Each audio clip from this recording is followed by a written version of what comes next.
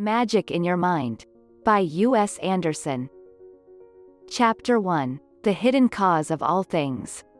Shakespeare's Hamlet in his famed soliloquy pondered, to be or not to be, and thus faced squarely the primary challenge of life. Most people only exist, never truly are at all. They exist as predictable equations, reacting rather than acting, walking compendiums of aphorisms and taboos, reflexes and syndromes.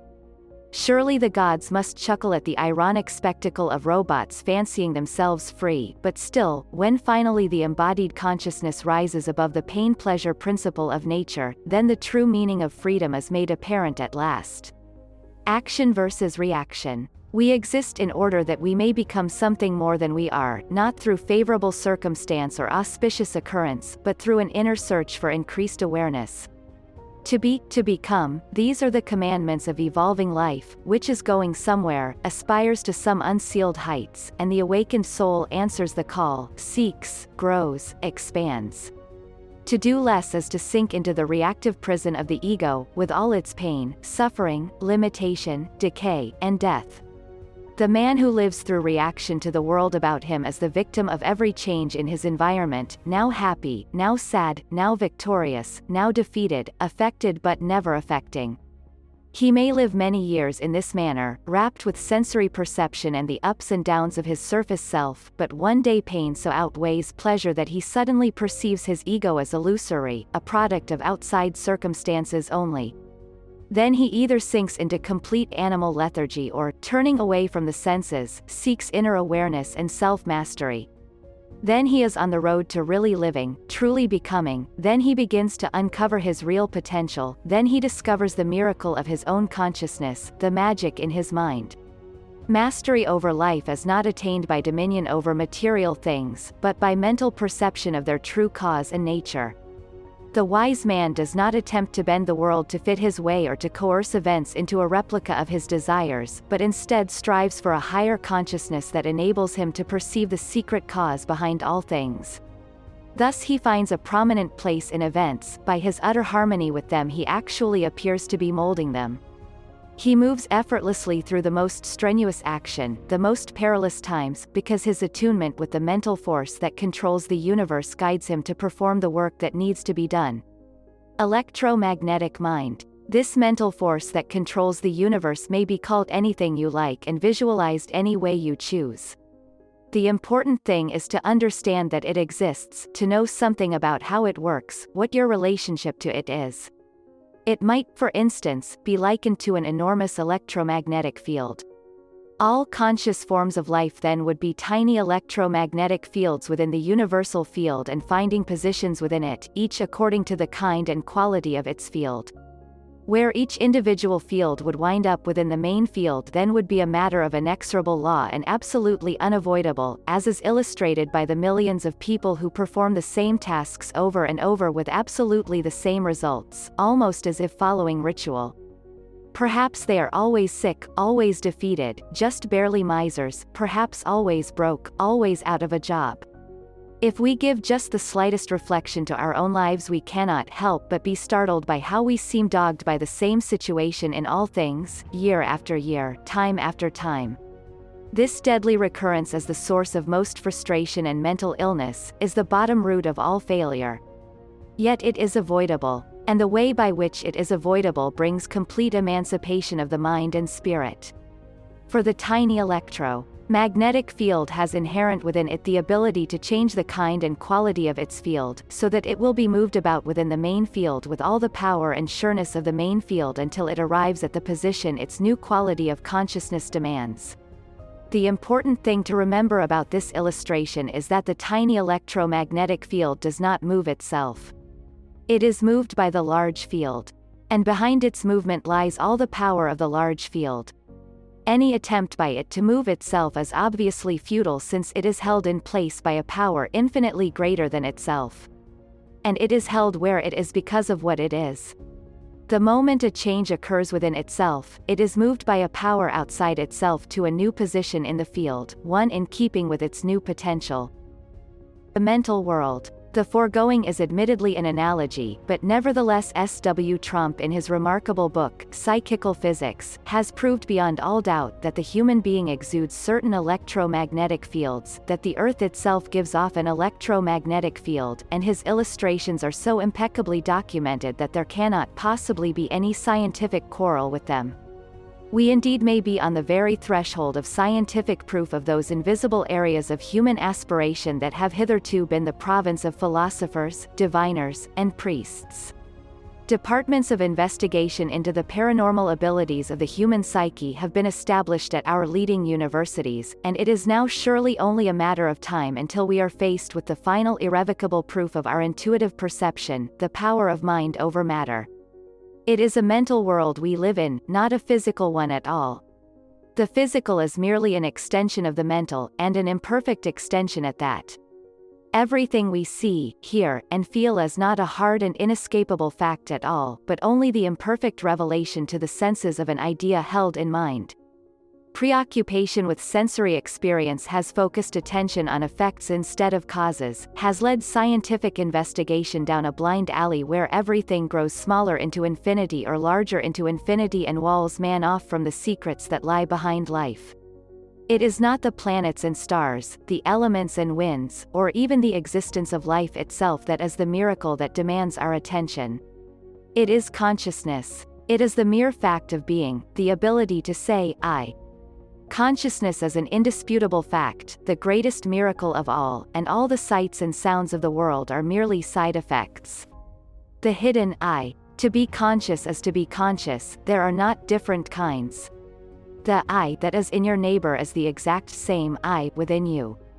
It may appear to be different through being attached to different sensory experience, but that is only because it has allowed itself to be conditioned by such experience. In point of actual fact, consciousness is never the result of experience but the cause instead, and wherever we find it, it is primarily aware of existing, of being I. There is only one basic consciousness in all creation, it takes up its residence in all things, appears to be different according to the things it enters into, but in essence is never changed at all. It is intelligence, awareness, energy, power, creativeness, the stuff from which all things are made. It is the alpha and omega of existence, first cause, it is you. Everything in nature contains all the powers of nature. Everything is made of one hidden stuff, wrote Ralph Waldo Emerson. He pierced the veil, perceived behind the sense-enamoring dance of nature's myriad forms the workings of the one mind and one intelligence from which all life and aspiration spring. There can be no inner peace or surety of action without this basic spiritual knowledge. The man who lives isolated from the roots of his being has cut himself off from the source of all power and dwells alone and without resource in a hostile and threatening world. Let him once perceive the true nature of life and his relationship to it, and he soon sees that the world always reflects his thoughts. The mask. The surface mind or sense self or ego is the villain of the play that is being enacted on the human stage at present. Man as a form of life is sufficiently evolved so as to understand his separateness and uniqueness. He looks in the mirror and understands that the reflected animal is he. He is concerned with the appearance and welfare of this animal and ponders its relationships with the world and others. He does not truly understand what he is, only that he is conscious and confined within a particular body, and the experience and knowledge he acquires, together with his disposition as to their use, he labels I, and thus he is deluded into calling a ghost by his own name. Hidden behind this ghost, obscured by its struggles and fancies, is the secret self, which even though hidden, ignored, or misunderstood, nevertheless moves all things on the chessboard of life according to their natures and aspirations. We are never ego or sense self. These are masks we don as we play at the parts we find in life. What we truly are is not a changing thing, but is whole and entire, powerful and serene, limitless and eternal. It springs from the inexhaustible source of life itself, and when we learn to identify ourselves with it, then we have hitched a ride on a power so far beyond our tiny temporal selves that our lives are changed in the most amazing manner. The imprisoned self. To be what we are and to become what we are capable of being, wrote Robert Louis Stevenson, is the only end of life. But when we stultify our divine birthright in manacles of mental and spiritual limitations, then we have no alternative but stagnation and pain. As long as we are responsive solely to the stimuli that impinge upon our senses from the outer world, we have no choice but to be victims of every circumstance. Locked to the senses, we reel under each stimulus, now aggressive, now afraid, now joyful, now sad, now seeking death, now life, but always our inner serenity and equilibrium are in the hands of something we neither understand nor control, and so we are puppets, pulled by invisible and unknown strings, swirling in the maelstrom of life like scraps of paper in the wind, and if perchance we garner knowledge enough to perceive our helplessness, then we often are overcome with such depths of sadness as to make effort against our bonds an almost unimaginable thing. But the moment that we pause long enough in the headlong rush of life to see that we are not moving in accord with or in response to our own decisions but rather in reaction to the world around us, then we have taken the first step toward freedom. Only one who knows his slavery can aspire to be free, just as true freedom is possible only to one who has experienced chains. Our hates, loves, fears, envies, aspirations, deceits are for the most part products of circumstance, of false and limiting codes and mores, more often innate terrors of mountains that are molehills, and the solution to all of them is to stand foursquare before them, daring them to do their utmost, exposing them for what they are, thus forswearing allegiance to the cupidity of the deluding and blinding ego which forever keeps us thinking we are greater than others and less than we truly are. The liberating power. It is not necessary to become a mystic, even a philosopher, certainly not a melancholy metaphysician in order to come to grips with the spiritual side of existence, to establish a mental causation in your life that will give you control of circumstance. What is necessary, however, is that you do not immediately throw out the door everything that has to do with spirit simply because it is the established province of religion. You may be a Christian or a Hindu, a Muslim or a Buddhist, a Taoist or Shintoist, but that only increases your individual human responsibility to think through all issues that bear on the world and life and death and your individual being. Only when you come to grips with your own mental essence, only when you arrive at a realization of the ephemeral, ever-changing nature of I, will it become apparent that everything is in a constant state of growth and development and aspiration, and there are no limits and finalities and defeats, and anything is possible to one who first conceives the image in his mind. There is within us a power of complete liberation, descended there from whatever mind or intelligence lies behind creation, and through it we are capable of becoming anything and doing anything we can visualize. The mental stuff of which we are made is of such kind and quality that it responds to the formation of images within it by the creation of a counterpart that is discernible to the senses. Thus any picture we hold in our minds is bound to resolve in the material world. We cannot help ourselves in this. As long as we live and think, we will hold images in our minds, and these images develop into the things of our lives, and so long as we think a certain way we must live a certain way, and no amount of willing or wishing will change it, only the vision we carry within. The law of life. It is astounding and sad to see the many thousands of people whose mental machinery keeps delivering to them the very effects they say they do not want. They bewail the fact that they are poor, but that doesn't make them richer. They complain about their aches and pains, but they keep right on being sick. They say that nobody likes them, which means they don't like anybody. They aren't bold, they aren't aggressive, they aren't imaginative, mentally they quiver and quake and are bound to negative delusions. It simply doesn't matter what the picture in your mind is, it is delivered nonetheless, with the same amount of faithfulness and promptness if it is a picture of poverty or disease or fear or failure as it would be if it were a picture of wealth or health or courage or success. The law of life is this: all things both good and evil are constructed from an image held in mind. A tightrope walker edges swiftly out on his elastic and minuscule support. High in the air, wavering, suspended on a thin black line, he seems to transgress all normal laws of behavior. What is astonishing is not that he is able to do this thing so well but that he dares attempt it at all. Yet what he is doing is an inescapable result of mental law. Long before he set his first uncertain steps on the taut wire, he made a picture in his mind. Throughout his early bumbling attempts the picture persisted. He saw himself, agile, balanced, adroitly crossing the swaying wire, and this vision sustained him through all early failures. Now he flaunts his skill and courage in the very face of death, nonchalantly, as the spectators gasp. He is sure, poised, confident, delivered of all fear and mishap by the sustaining picture within. Image power. The image power of the mind as imagination, but just what imagination is and where it comes from nobody seems to know. A famous surgeon is reputed to have remarked that he had sliced open many a brain without ever having seen a picture or found a thought. The imagination certainly is no more exclusive property of the brain than of an arm, a leg, or the stomach. Thinking is performed not by a part of the body or even the whole body but by the inhabitant within. It is that function which enables consciousness to know its surroundings and to know itself. Only one who thinks is able to say, I. Only one who can say, I, is able to cast up pictures within his own being, known to no others.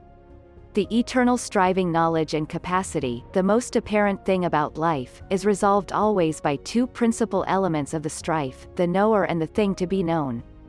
By definition these appear to be separate, and we observe that a man ordinarily copes with the outer world by tabulating the manner in which it impinges upon his senses. A thing is so long and so wide and weighs so much and is so hard and a certain color. A name is given it, and as long as each subsequent time it is encountered it maintains the majority of its original characteristics. A man recognizes it for what it is and knows it when he sees it. If you ask him if it is near, he is able to answer instantly, simply by glancing around. If its presence produces some particular effect upon him, like fear or anger or love or tension, then the mere presence or absence of this object may be said to materially affect his life. In that case, his state of mind is not a matter of his own determination, but instead is the direct result of the object as he encounters it or avoids it in the outer world. Inner vision. Life in animal and vegetable forms is purely a matter of reaction. There is first the organism, then there are the elements that intrude their presence upon it. The conflict thus engendered resolves itself in the process of evolution as each organism attempts to overcome the obstacles it meets, but this influence, through the lower stages of evolution, apparently comes only from outside and is the result of processes and forces beyond the control of the organism. Nature holds the world and life in an iron grip, and lower animal as well as vegetable life is led inexorably along a path it neither understands nor can avoid. A thing is the kind of thing it is through a creative process that appears to be outside it. Existence itself, in any shape or form, appears to be beyond the power and scope of the individual being. We are born and we die, and nothing within our known powers or knowledge can aid or stop these events. And insofar as we live in response to the senses, we are automatons only, and the shape of our lives is predestined by the circumstances we encounter. Imagination is the tool by which we may be delivered from our bondage. We can decide what we will think. We can decide to originate thought from some secret wellspring within rather than in response to the stimuli of the outer world. We can resolve that the images in our minds will no longer be products of the conditions we meet, but instead that our visualization will be the result of our inner resources and strength, in conformance with our goals and desires. Thus the quality of our consciousness will be tempered by our true motivations and we are freed at once of the trap of defeating our purposes through giving credence to every obstacle. The unalterable law is this: only that which takes root in mind can become a fact in the world. Thus the man whose consciousness is influenced only by the goals and purposes he has set within is delivered of all defeat and failure, for obstacles then are only temporary and have no effect upon his inner being. Only that which conforms to his inner vision is accepted home at last and allowed to take root in the plastic, creative medium of the secret self. The secret self. It is knowledge about and faith in this secret self that is the key to correct use of the imagination. No man lives in the dark when he learns where the light is. To understand the secret self is to free oneself from bondage to circumstance, to loose within a power compounded upon itself, to provide life with perfect working and perfect serenity.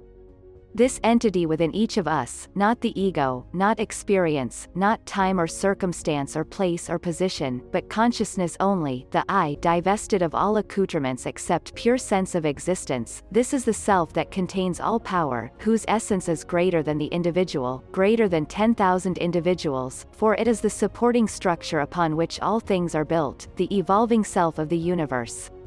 It is not confined to the body, to a time or place or condition, but is in all times and places and conditions. It is infinite and eternal and only one, but being so as easily manifests as the finite and temporal and many. All are contained within it, yet each contains it all, for by its very nature all of it is every place at the same moment. The secret self is timeless and eternal. It is the self of the universe and it is the self of each of us, the self of you. It was never born and it will never die. It enters into each of its creations and becomes that creation. What is going on in life and the world and the universe is completely its working and the result of its secret purpose and undivulged goal. The nature of its being is mental, its essence is dynamic and creative. It is the eternal stuff that occupies all space and time and within which there is no dimension. It is all ends and middles and opposites and extremes, and it is infinitely creative. The myriad forms of life are but a tiny indication of its vast potential for plastic multiplicity out of its essential oneness. Mental ascendancy. The secret self is within you. It is not visited upon a fortunate few and withheld from others, but is totally existent in the heart of each of us. Insofar as we are able to divorce ourselves from the world and the ego and sensual stimuli, we will become increasingly aware of its existence within and consciously strive to identify ourselves with it. It is through this identification that the seeds of power are sown. One who is able to cast off the limitations of ego and improve the quality of his consciousness through disciplinary use of the imagination is able by means of direct identification to become one with the secret self and thus attain to a measure of its power for perfection. The potential for achieving this astounding goal lies within each of us. By means of inner mental ascendancy and pictorial definition, a man may become one with the purposes of the secret self and thus become infallible in his works and his goals. This is a pretty big capsule to swallow. Our materialistic society with its reverence for the products of science has excised 3/4 of our mentality. We have concerned ourselves too much with the world, what it is, what is in it, how we can use it, and today we know little more of the origins and purposes of life than we did before men were able to read and write. It is difficult when we know something of the principles of the gasoline engine, the generation and transmission of electricity, the refining and tempering of steel, of electronic and radio transmission, to admit the possibility that something radically opposed to the viewpoint of science could have a foundation in fact. Science says the laws of nature are supreme, and man must learn to live with them in order to prosper. Now comes this diametrically opposed theory: nature is subservient to mind, not the mind of man as we know it, but the supreme mind or secret self that lies behind life, and this secret self is within each of us.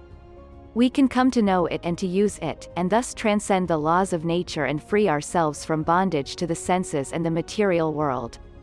Thoughts become things. What is going on in life is the evolution of the individual to complete oneness with the secret self.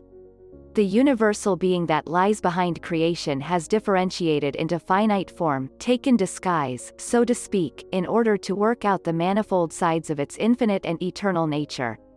Therefore the man who expands his consciousness is fulfilling the fondest wish of life.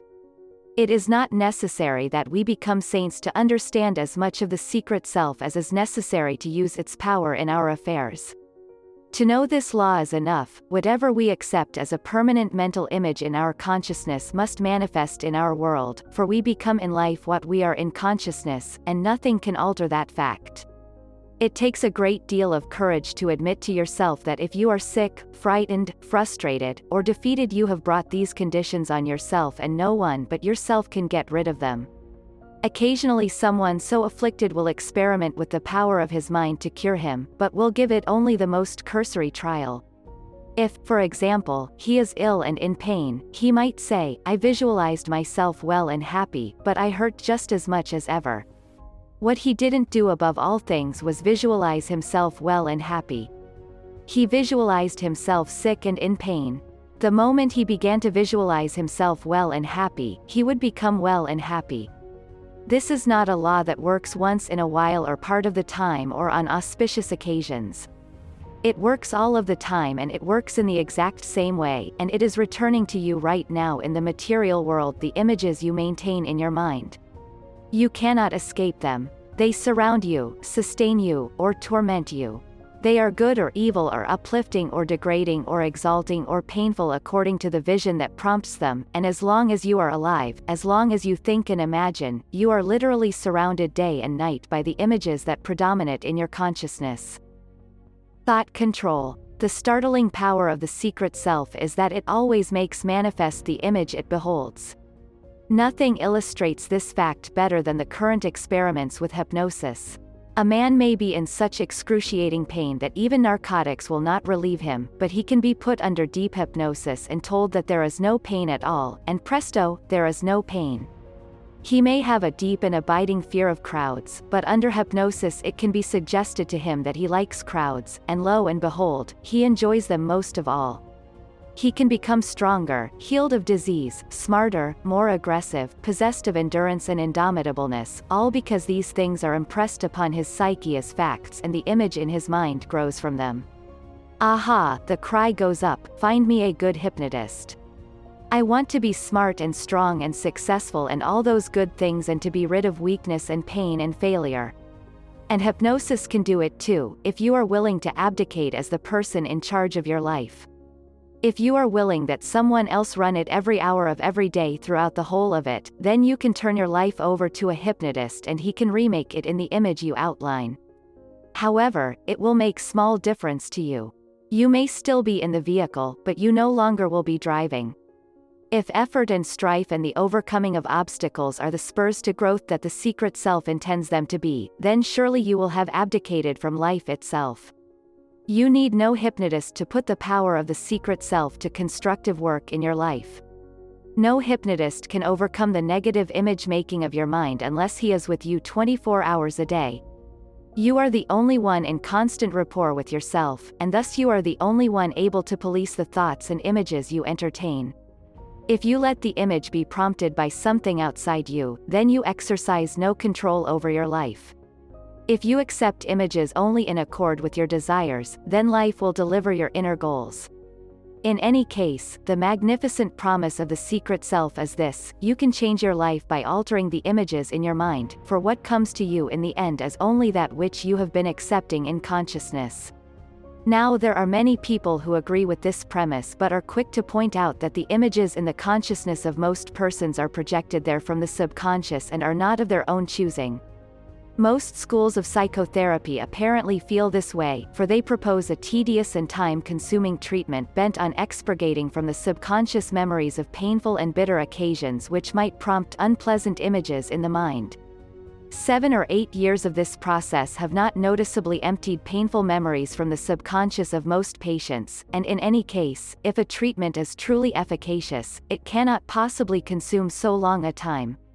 The saddest thing about the modern put the blame elsewhere school of psychoanalysis is that the person undergoing it accepts it as justification for his failure to police his consciousness and thereafter expects such policing to be accomplished by having the neighborhood rid of criminals.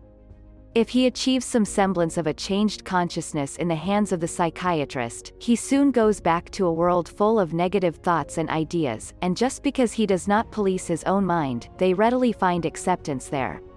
You may not be able to alter the positions of the stars, to stop the earth from revolving, to cause the winds to blow or the sea to calm, but you can choose what you will think.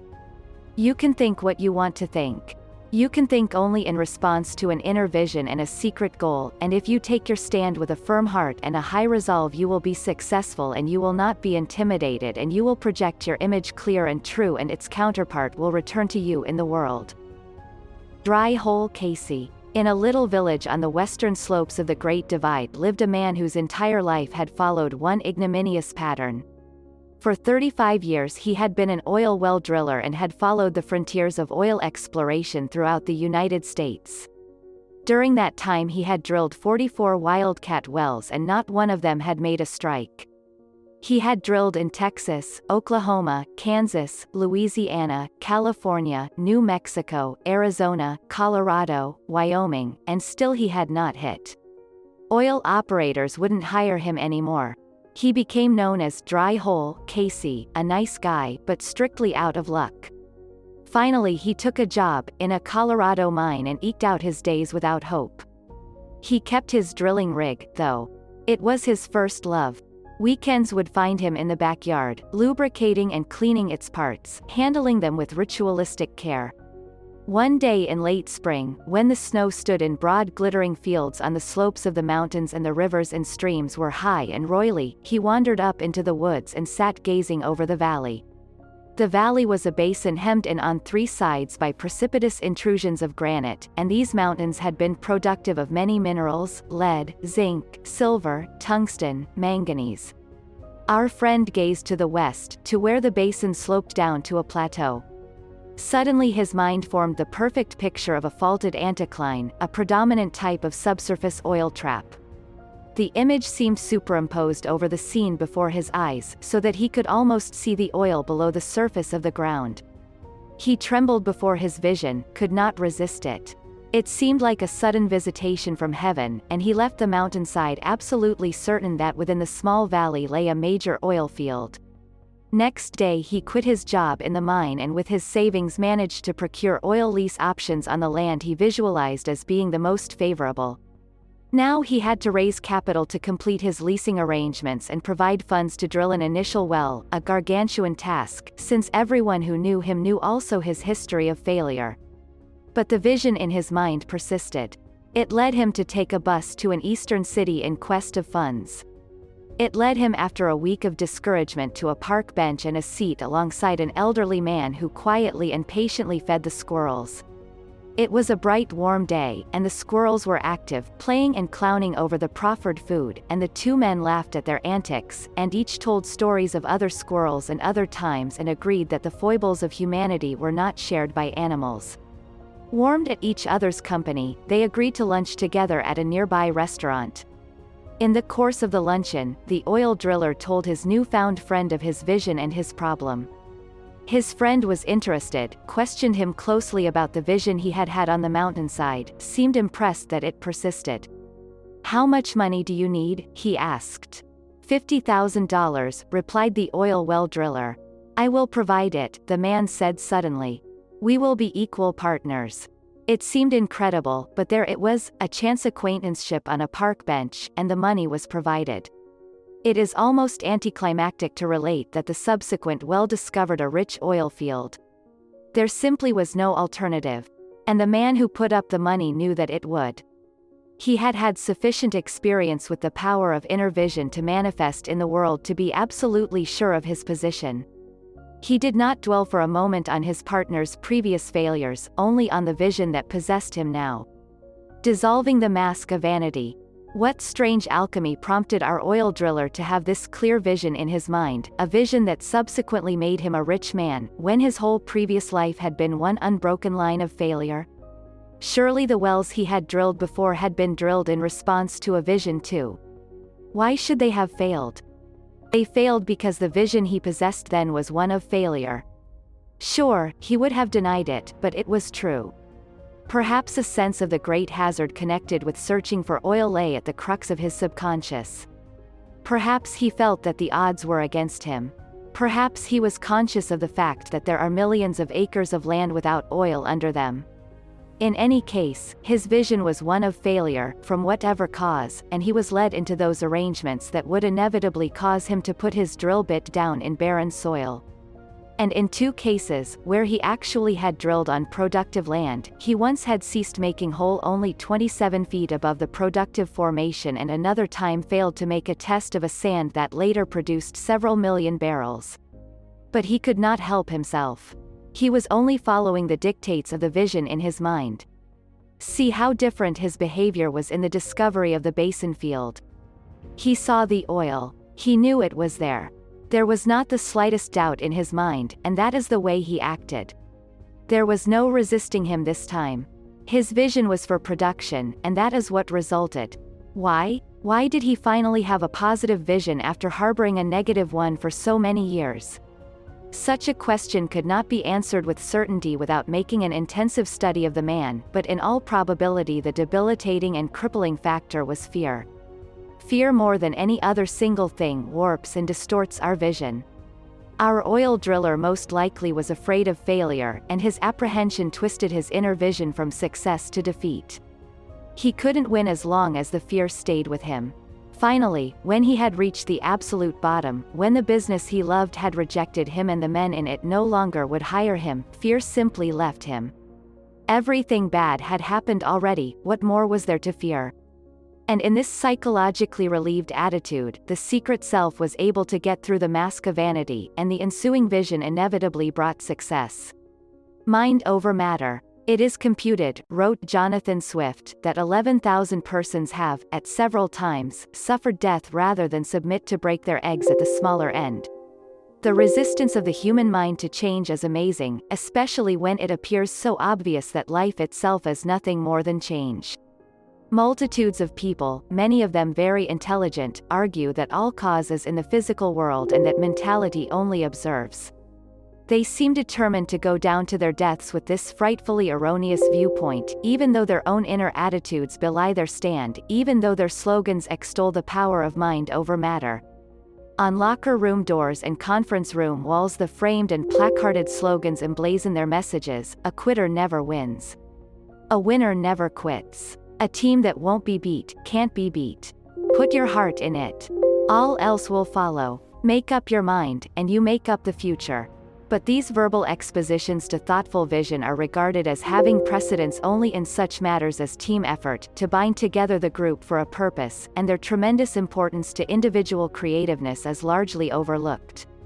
From the inner vision all things are done, the bridge is built, the tower constructed, the oil well drilled, the motion picture made, the book written, the picture painted, music composed, outer space probed, secrets of the atom exposed. There is absolutely no such thing as accomplishment unless it is preceded by a vision of that accomplishment. You simply can't reach across the table and pick up a dish unless you first have the mental image. All things come to all people according to the pictures that form in their minds, and the effort that is expended in this world to escape fates that are inevitable is sufficient to construct a tower to the sun. No amount of movement, of physical energy expended, can prevail against a wrong mental image. Similarly, the possessor of the correct mental image is guided to perform the work to be done, effortlessly, almost nonchalantly. Most of the struggling and striving in the world is done by people who are trapped into unwanted circumstances through incorrect mental visualization, and the fact that they visualize the very thing that they profess to abhor as the contradictory situation that is filling our psychiatrists' couches. Dry hole to a vision too. Why should they have failed? Mastery over fate. Bernard Spinoza wrote, "So long as a man imagines that he cannot do this or that, so long is he determined not to do it, and consequently, so long is it impossible to him that he should do it." The picture that forms in the mind, whether for good or ill, will deliver its inevitable consequence. The problem is not with the mental or spiritual fact of physical fulfillment of mental visualization, but rather of finding a key that will enable each person to cast up mental images at will, hold them until realization, and not have other images intruded by the recalcitrant subconscious, which so often runs contrary to the wishes of the conscious mind. In the deeper reaches of the human psyche the seeds are formed that motivate a whole life, and a man either accedes to or takes command of these invisible prompters. If he exceeds, his life will be run from a source beyond his conscious control. If he takes command, he becomes master of his fate. Taking command is never as simple as it sounds. It requires a firmness and boldness that only few people innately possess. Most of us live as complete slaves to reaction, absolute victims of the commands of the subconscious, and we seldom if ever even think it possible that we can overcome our feelings and react in an entirely different way than circumstances would have us do. For example, if you participate in a test and defeat seems inevitable, you only make it certain by exceeding. But if you keep alive your spirit by a vision of victory, by an absolute resistance to the importunities of defeat and disaster, who knows what miracles may occur? The mental vision that resists all sensual stimuli becomes at length a thing unto itself, and its resolution as objective fact in the material world cries out for utterance and will not be stifled. Nature's vast creativity springs from the infinite potentiality of the secret self. Anything possible of conception is sure to eventually be created as a solid material fact for all the world to witness. There is no such thing as an idea without a visible resolution, for the great plasticity of the secret self shapes every idea contained within it, and whoever is possessed of a thought is possessed of a thing as well, as long as he holds his image clear. Creativeness is not part of the surface self, of the ego, the conscious mind, the physical or sensual being. It emanates upward through the levels of consciousness from the secret self, takes shape and form through a power greatly beyond and infinitely more powerful than the small individual I. That part of a man which is most powerful of all is invisible, seems apart from him completely, is hidden in the deepest recesses of his being, is not callable by name, is not recognizable through the physical senses, cannot be coerced, but responds innately and completely to image. This is the great plastic secret self from which all things are made, the creative self of the universe, maintaining a sameness in all differentiations, being eternally one in the midst of multiplicity. This is the secret self within you, which is not different from you, which in final analysis is altogether you. You are not conscious mind or ego or memory or sensual being, but were born directly from the mind that formulated and constructed the universe, and you are not different from that mind but attached to it by a mental and spiritual construction that makes you and it the same. Abandonment of the surface self and seeking self-balance in the deeper regions of consciousness is the pathway to power and perfection in works. For when a man attunes himself to the life force and mental entity that gives him consciousness and lives within him, then he takes on by a process of identification the effectiveness and potency of the infinite and eternal entity from which his individual life has sprung.